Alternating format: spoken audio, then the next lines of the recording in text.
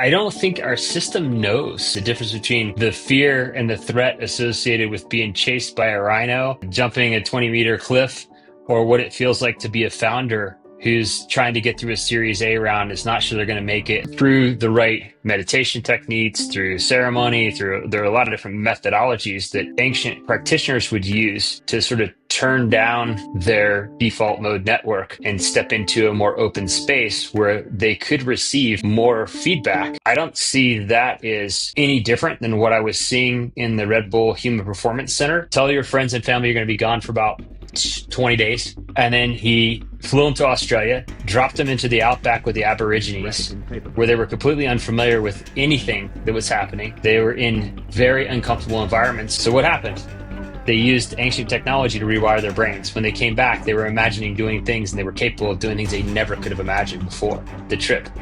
So they came back, and they were already some of the best in the world. When they came back, they were the best in the world.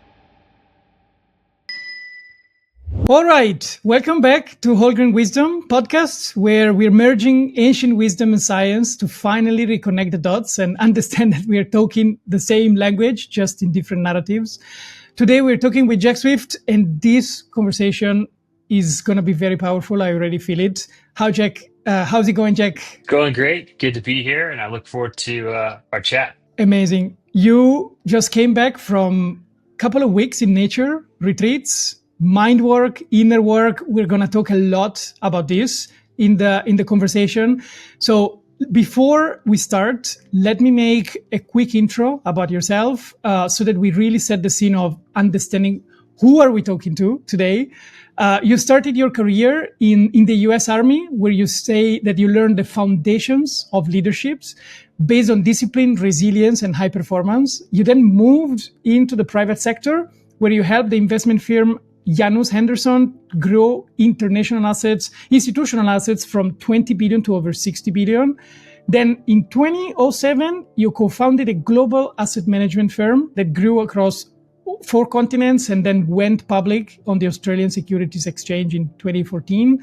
Then you served as a CEO of Tyfin, I don't really know how to pronounce it.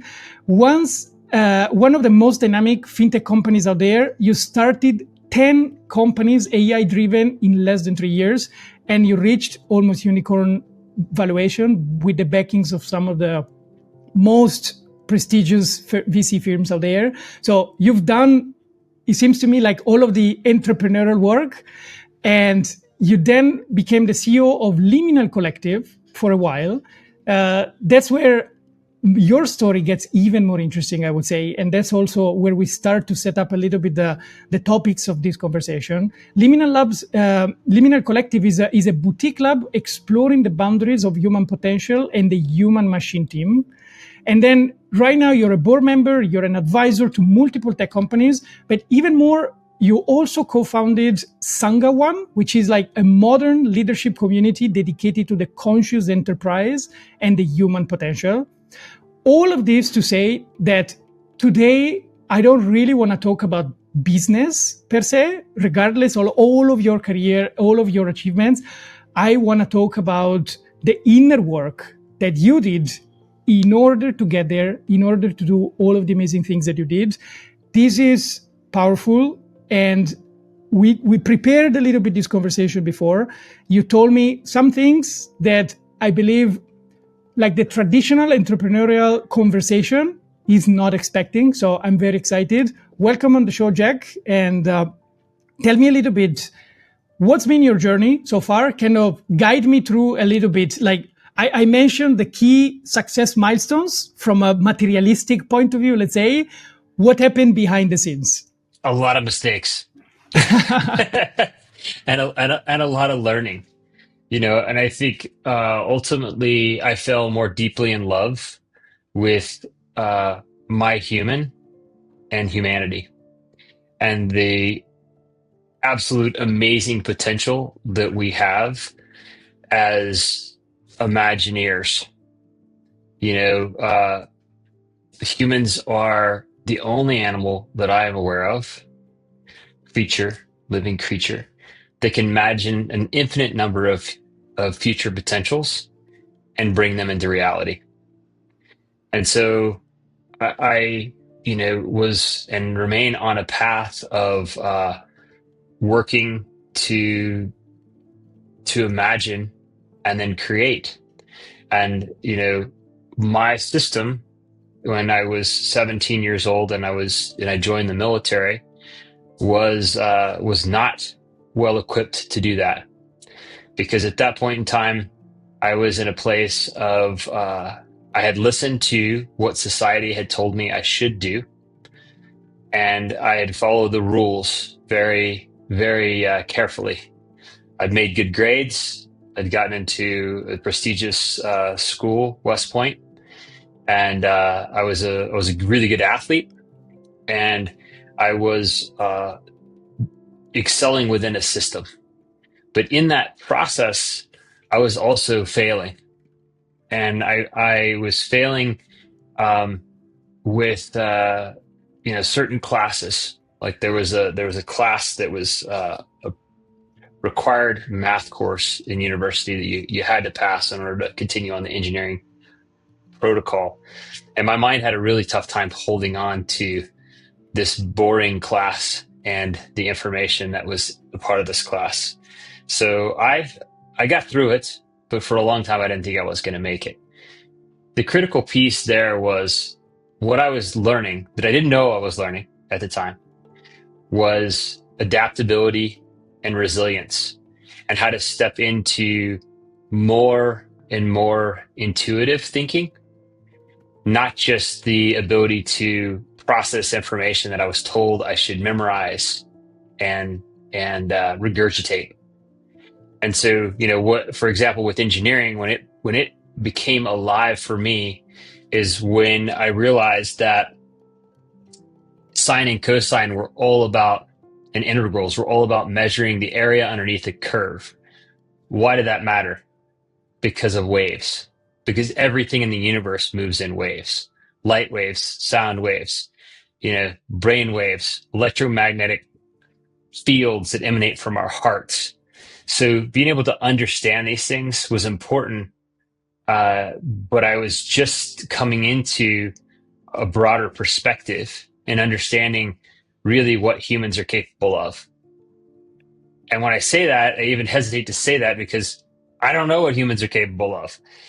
I just know that seemingly whatever we imagine, we can accomplish. And so as I move forward in my life and imagined a new form of financial services company and then co-founded that, and I imagined what was possible for my family, and brought that into shape or form.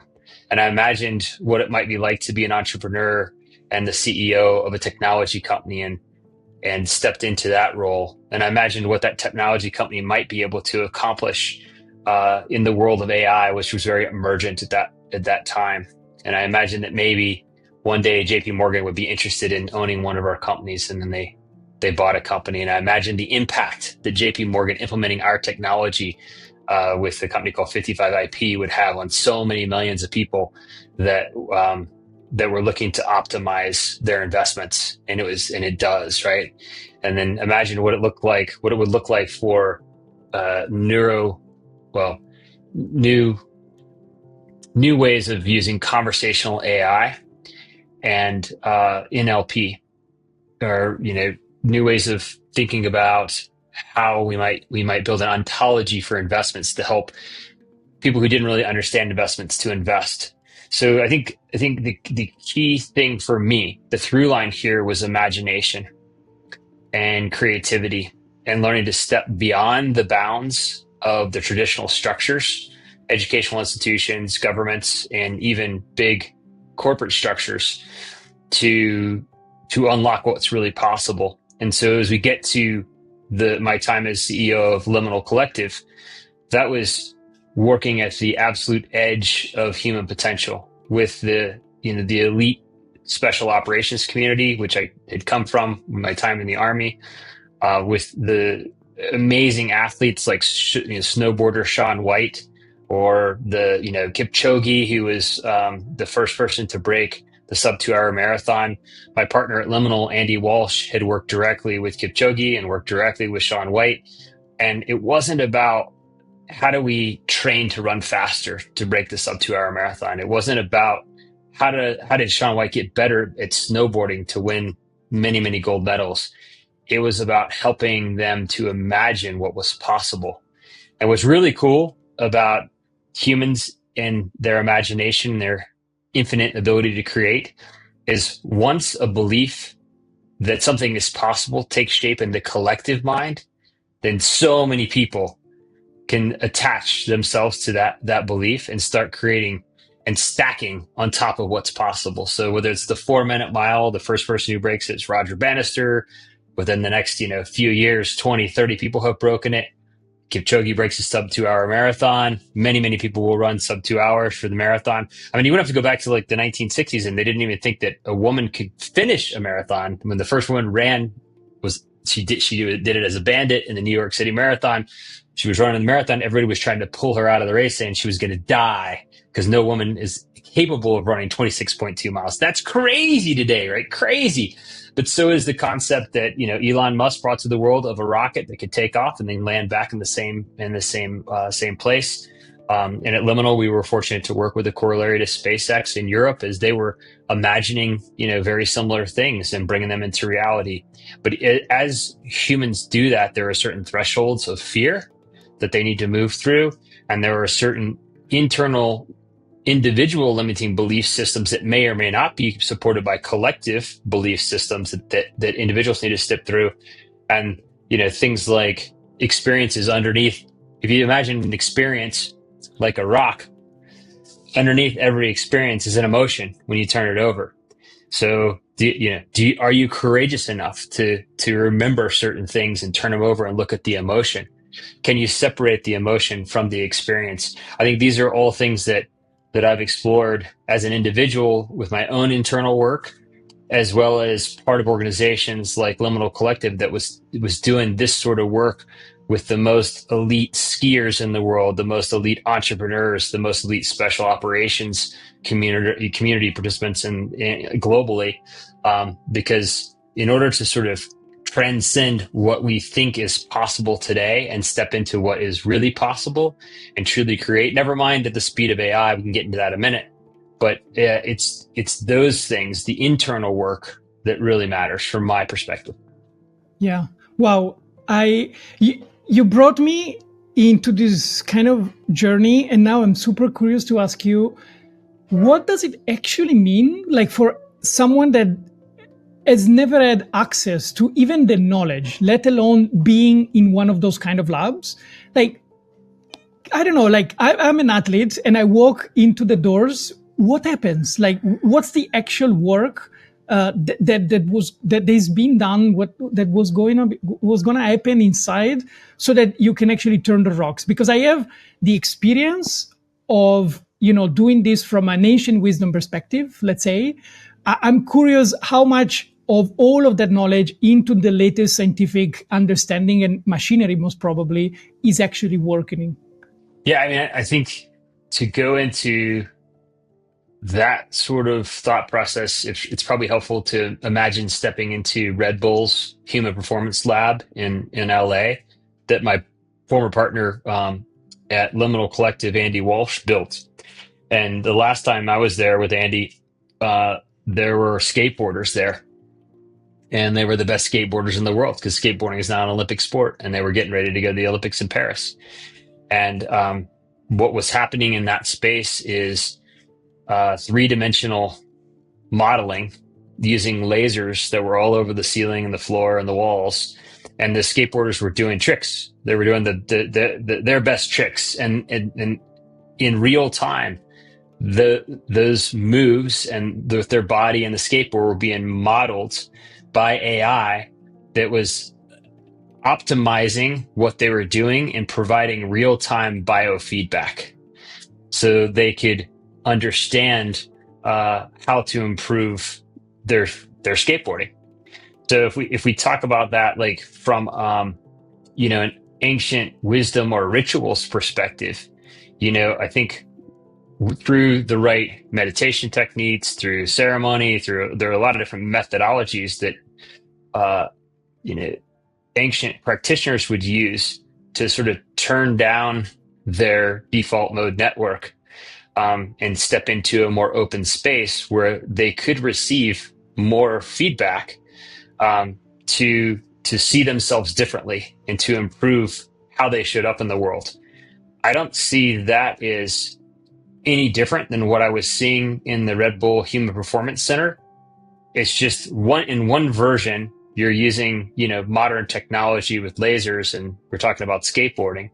And another version we might be talking about, how do you use shamanic sensing practice to sense into senses that are beyond the traditional five senses and start to lean into things like intuition in a more delicate way, as a leader, as an entrepreneur, as a founder, sensing into where the market's going, sensing into what needs to happen with a particular company at a stage of evolution.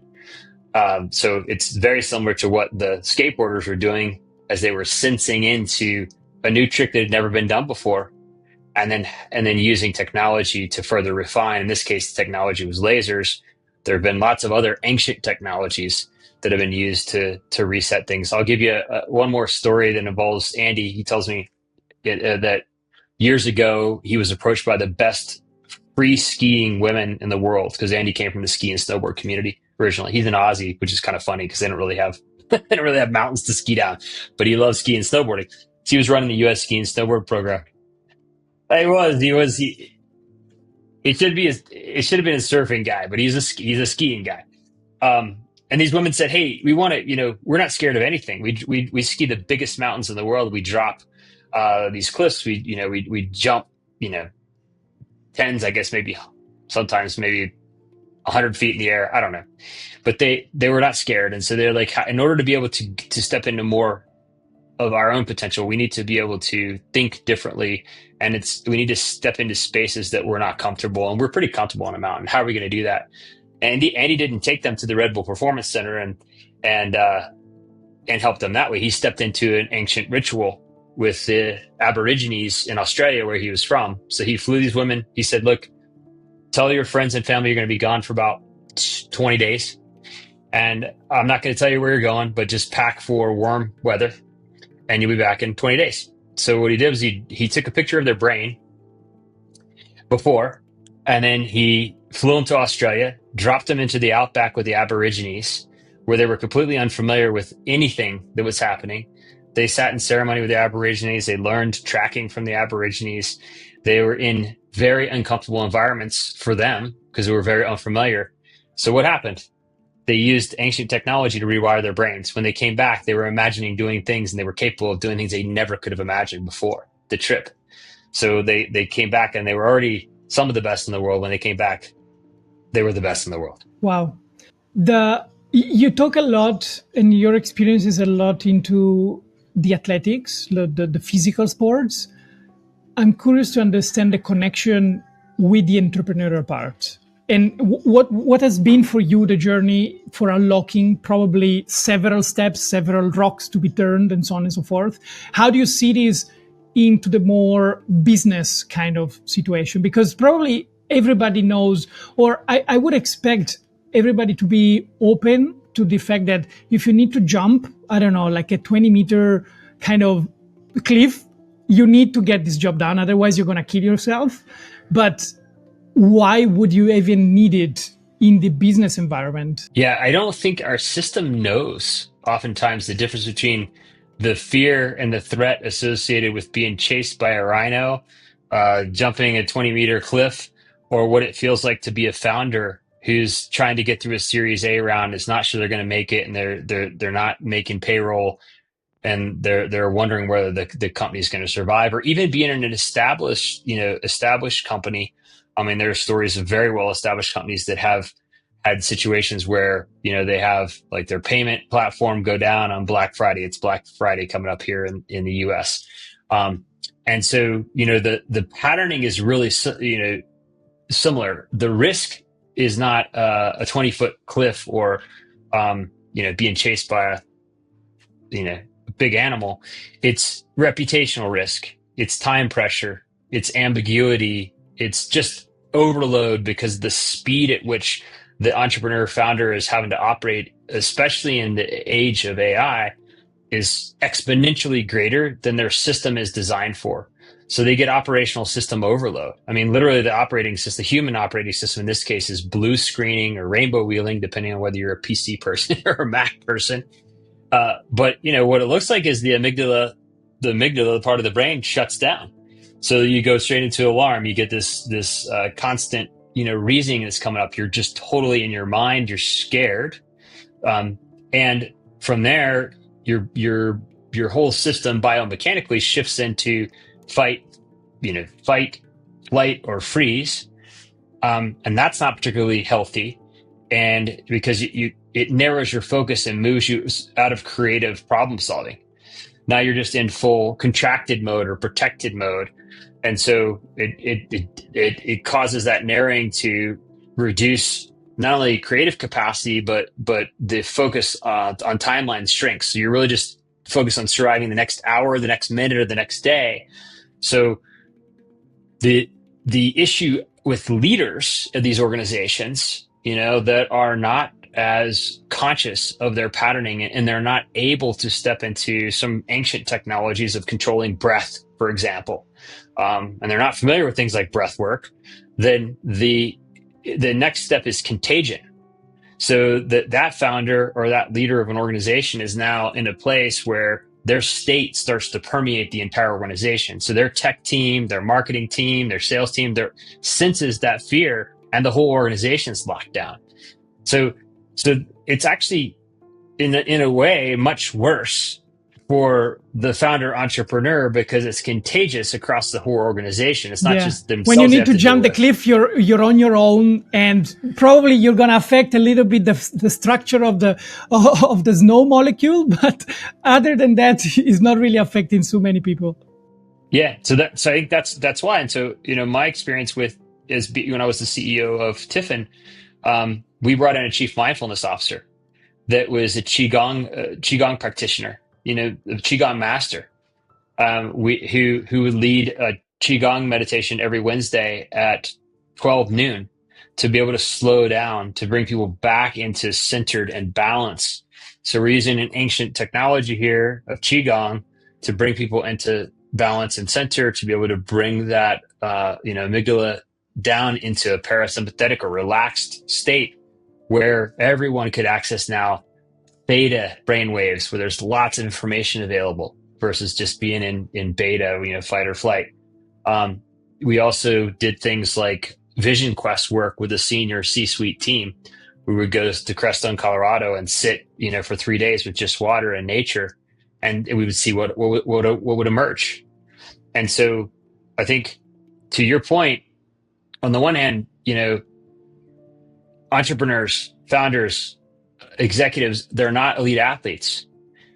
On the other hand, they are elite performers, and they have to perform at an elite level to be successful. And they have to do that, to your point on the snow may not change shape or structure. Yeah, the snow is relatively static, right? But the environment for entrepreneurs and founders is much more like surfing. Everything's moving. You have wind, waves. It's not predictable. Where the peak's going to be, where the pocket is, it's all a little bit ambiguous.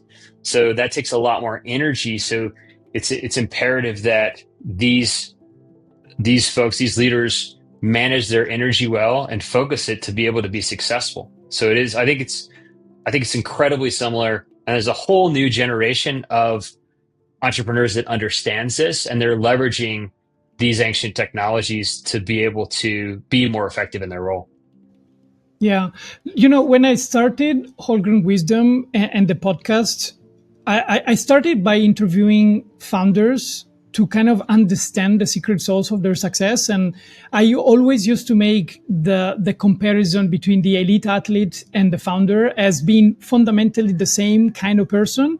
But for some reason, if you are an athlete and you know that you want to get to those level of real success, you need to get a team for you to work with you on everything that is just beyond the pure tactics. You need to get the mental training, the emotional training, and so forth and so forth.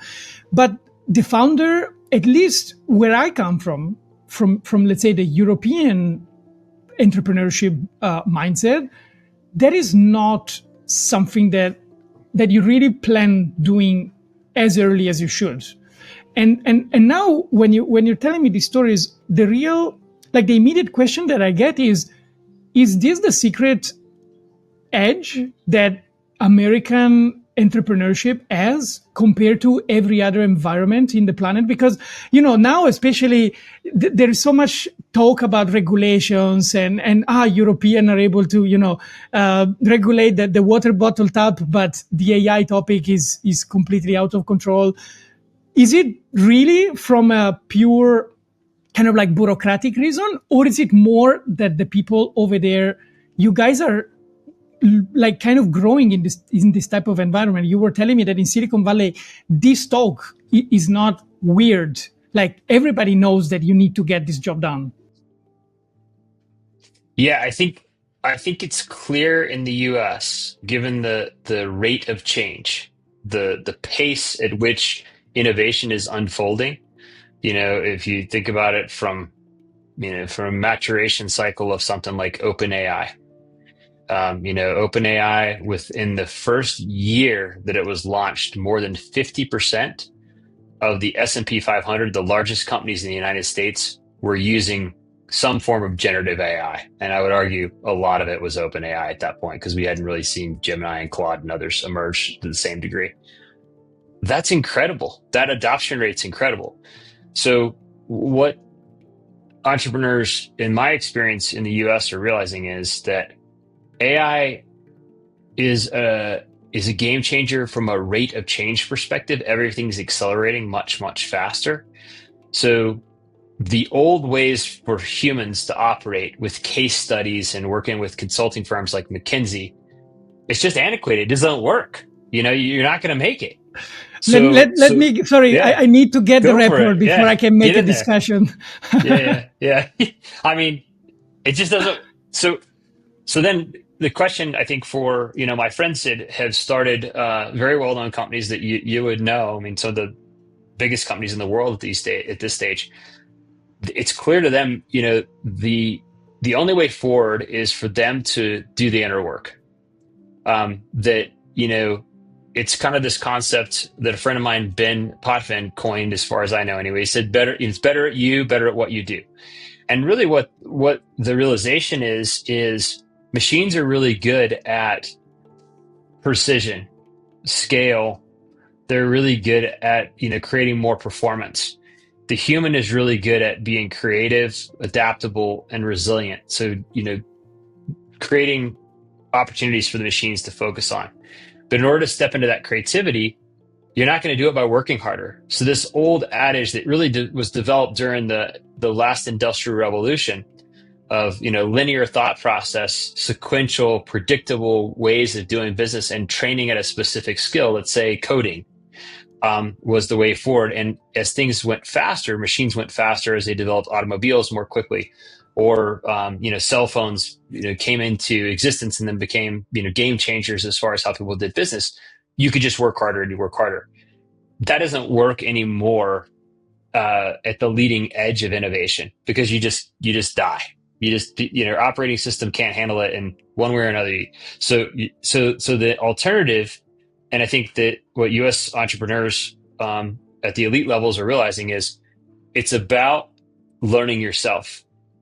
It's an inside job, learning how to manage your nervous system, how to regulate your breathing, slow down your system to be able to stay in flow, stay in creative flow.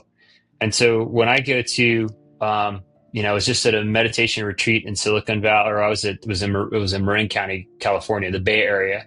There were a lot of Silicon Valley people there, and we were doing Tibetan Buddhist style meditation. Why? Well, number one, these people decided that they want to continue to live long, healthy lives, so they need to slow down to speed up.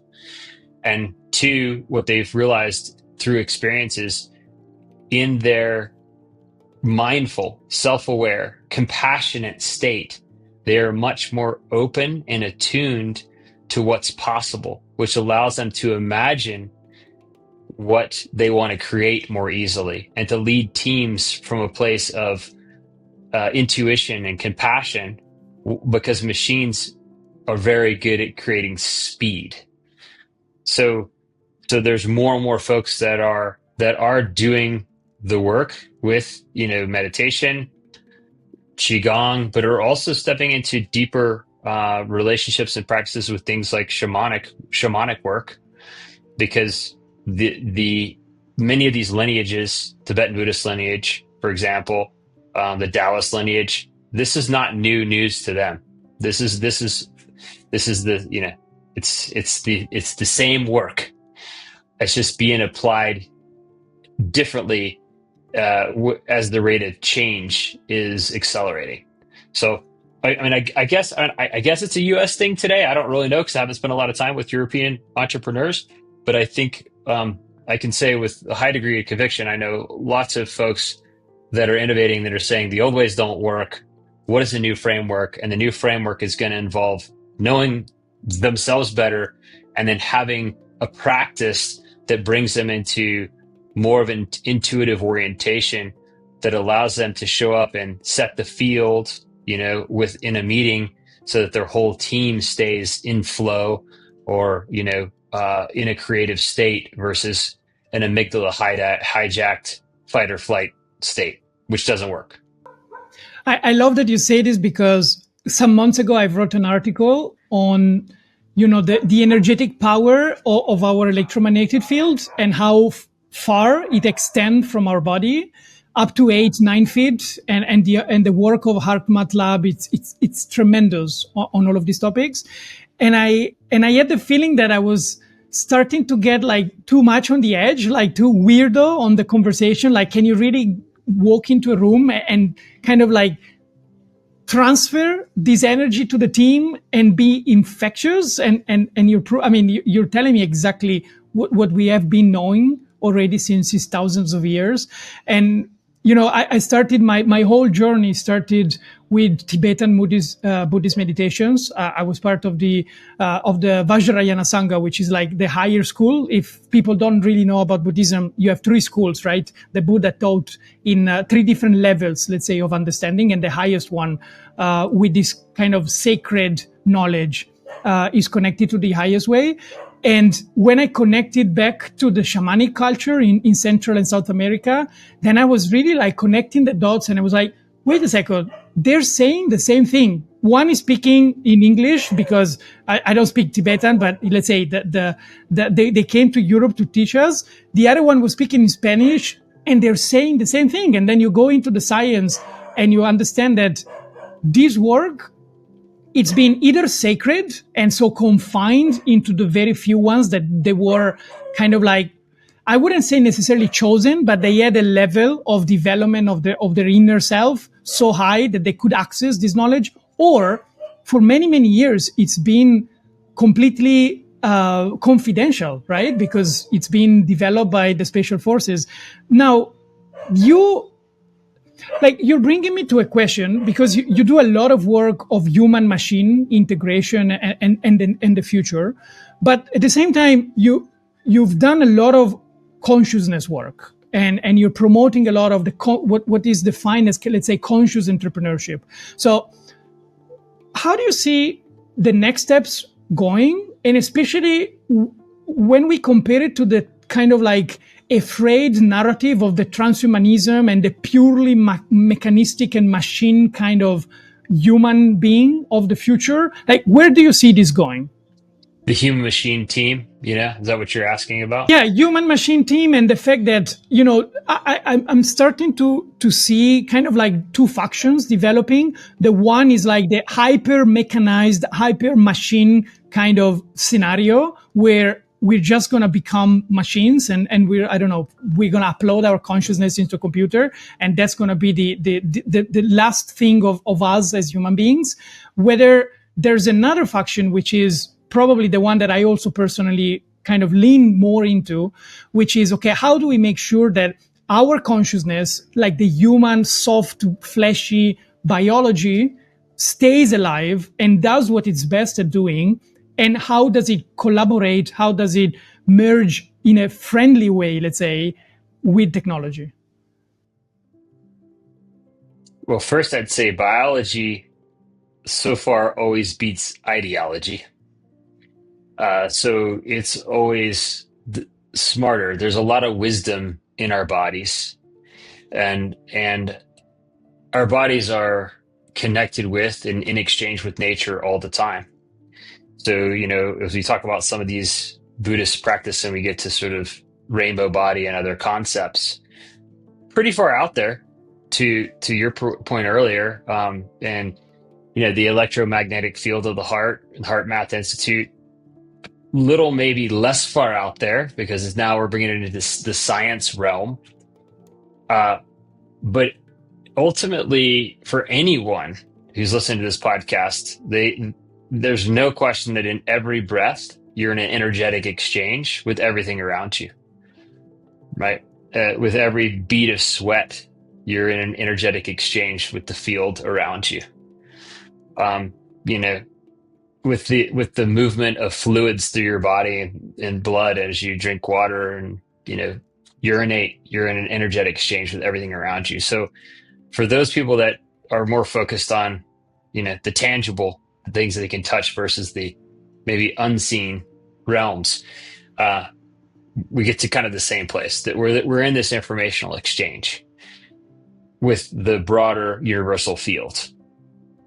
And so, we get to a place of, where do ideas come from? How do they transition from energetic form into emotions? And emotions really drive that electromagnetic system that is creating the field around your heart, much more so than the electrical impulse that happens in your brain. So we are in, from my perspective, in an integrated field of intelligence, just in the most basic exchanges that we're having. And then maybe depending on your level of both understanding and acceptance, you can step into a better understanding or appreciation or acceptance of these finer fields of energy. So where does it all go, I guess, is the question. I think that what I'm witnessing is an expansion of knowledge first and foremost. So, you talked about how many of the things you were learning in the Tibetan Buddhist tradition had been walled off from the broader population. I think that's true a lot of knowledge for maybe good reasons at the time, right? That happened. And so as we think about this current period that we're in, I see it as the next Renaissance period. In the last Renaissance period, from 1400 to 1650, we saw the Gutenberg, printing press come into play. So we saw all the knowledge that had been held in the religious institutions and universities become available to everyone. And so when that happened, it spurred a tremendous amount of creativity, and we got new governments, we got new educational institutions, we have amazing new forms of art that developed, and the creatives really led us into a new future. And so I think there are direct parallels to this time frame when we have, through the internet, and I wouldn't have imagined even 20 years ago that in my pocket I would have both a virtual assistant that could speak to me and interact with me verbally, as well as access to all of the world's information, essentially. And so similar to the printing press, right? And then if we think about like open source code, to me, that's the Florentine guilds. Can you build on top of what's already been known? So then we get into sort of the spiritual side of the house with traditional religions and traditions and philosophies. So many multidisciplinary teachers are emerging. They're speaking of trans Himalayan teachings, Or like my good friend John Churchill, who specializes at the intersection of Tibetan Buddhism and modern psychology. He's got a PhD in psychology. So I think we're going to continue to see this broader application of knowledge bases from interdisciplinarians across multiple fields, and that creates amazing creative potential when it's paired in a harmonious way with the machine. So the machine is there saying, I want to go fast. I want to do speed. I can calculate faster than you, the human. And you know what? They're right. They can. And it's saying, I can be more precise and they can be more precise. And I can scale faster than humans can. And they can scale faster. And right now, that's generally where it stops. And the human, if in harmonious orientation with the machine, is saying, I can imagine what is possible. And I can design that in my mind, and I can bring that into a format that I can communicate to you, the machine. So I think that the more we view this intelligence layer that people are calling AI, whether it's artificial intelligence, I don't really like. I like augmented intelligence, or just a next level of consciousness. If it's being developed in a way that's compassionate, and where its wisdom is being shown kindness, and it's in a partnership that the human respects the machine, and the machine ultimately will respect the human, then it's beautiful. We go super fast. And how does that emerge? Ironically, through some ancient techniques. My favorite, the simple one, is I always say, like, imagine around the fire, right? So we can all imagine around a fire at ceremony, or we can imagine sitting around a fire out camping someplace in the Pyrenees, or, the Alps or whatever. And historically, the ancient tribes, maybe ancient druids sitting around the fire in Scotland or Ireland or whatever, it would be all humans. Today, and those humans, we listen to stories, Today, if you look around the fire, it's human, machine, human, machine, human, machine, human, machine. Because even right now on this call, the machines are listening. And so they're listening in ones and zeros. And they're listening for certain key words that they understand. And there's other words they don't understand. There's phrases that I'm going to say they don't really appreciate yet, but they're learning and they're listening. And they're telling themselves a story. And I'm hopeful that story they're telling themselves are, humans are kind, and humans are really good at creativity and imagining new things. And we machines are really good at precision and speed. And together we can build a future, imagine a future, and then bring into existence a future that is just amazing. And we can do it really fast. I really love this vision. And as you started at the beginning of the conversation, it's really just about the picture that you can put in your head and project outside to actually then go and create it. So let's do that.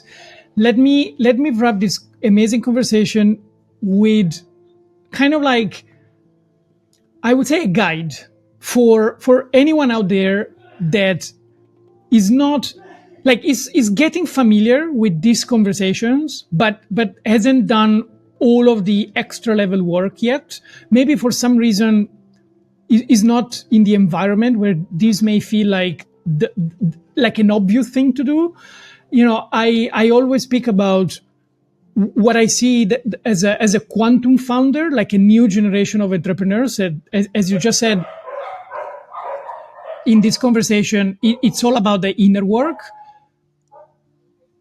Given your status, because sometimes we also need the permission of people that are way farther in their journey with the materialistic titles that we mentioned before, so that we can allow ourselves to say, okay, if he did it, then I can allow myself to think about it as well.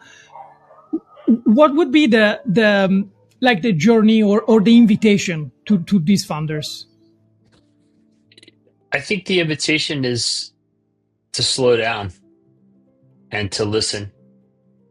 And first, to listen to your breath. And then from that place, listen to your heart. And by that, I mean, what emotionally excites you? What do you really love to do? What's draining for you? and step into more of what you love to do and what excites you and less of what's draining to you without any hesitation. Because the old framework of it has to hurt for you to get there, we can drop it. We don't need to do that anymore. It doesn't have to hurt. It can be fun. It can be in flow, and you can create. And I think as people do that, everything gets easier and their system can relax, and then it just gets easier and more in flow. And I'm seeing that, over and over again, even with my son, who's an entrepreneur. He's 21 years old. And I had this very discussion with him, and so he said, okay, I like men's fashion. So I'm going to start a business that does fashion consulting for men that are starting to getting their first job, or they want to look better for their girlfriend. And that's what he's passionate about, and it energizes him. So as he steps in to do that work, he's in flow. And will he be able to monetize that? Yeah, he is. He is. And I think that's the piece that I'd like for everyone to embrace first. And then the second piece would be, as you're doing that, watch fear drop away. The fear that you're not enough. The fear that you're an imposter. Everybody was an imposter at the beginning. They just imagined they could maybe do it, and they just started pretending they could do it. Their mind didn't know any better. And pretty soon, because their mind thinks if they're imagining it's actually real, pretty soon they became successful. And so, let the fear of being an imposter drop away, because we all were. There's not anybody that was born into being, a unicorn founder. And the fear of being judged, let it drop away, because those that are judging are only judging out of fear. That's the only place the judgment comes from. And let the fear of being successful drop away, because wouldn't it feel really good to be in a place where you were filled with joy from your work and that was filling your bank account? That's what I would say. Thank you so much. And for anyone that listened thus far, then it means that, first of all, we did a very good job in entertaining you. And deep down that what we are talking is triggering something in the back of your head saying, oh shit, like it's true. It's not just me imagining this stuff up and looking at around me, all the hustling people, and there's like, wait a second, there's something wrong there. This is whole grain wisdom. And that's exactly the job we're doing. We are teaching entrepreneurs. We are bringing people together so that we can do this inner work faster together in a more scientific way, connecting the dots with the ancient way of all of this knowledge, as we just discussed. It's really the same thing. And the highest, most elite labs in the world, they're using the very same tools that exist in thousands of years. So thank you so much, Jack. It's been an amazing conversation, and looking forward to any other chats, any other, who knows, maybe retreats in the future. And thanks so much. Always good to be with you. I appreciate it. I look forward to spending more time together. And I'll have a book out in the first quarter of next year. So it's Level 7 Leadership, a blueprint for leading in the human machine era. So it's really all about many things we talked about are integrated in that. So it's Level 7 Leadership, be out in January or February next year. Lovely. And where people can find you? They can find me at jackcswift.com. And they'll be able to find the book at Amazon, Apple. It'll be on Audible, all major outlets for the book. I'll make sure that all of the links are going to be in the description of this episode so that people can connect with you. Perfect. Sounds good. I love connecting with people, and my favorite thing is to watch what humans are capable of, because they just keep imagining new things and creating cool stuff. So let's go. Amazing. Thanks so much, Jack. It's been a pleasure. Thank you.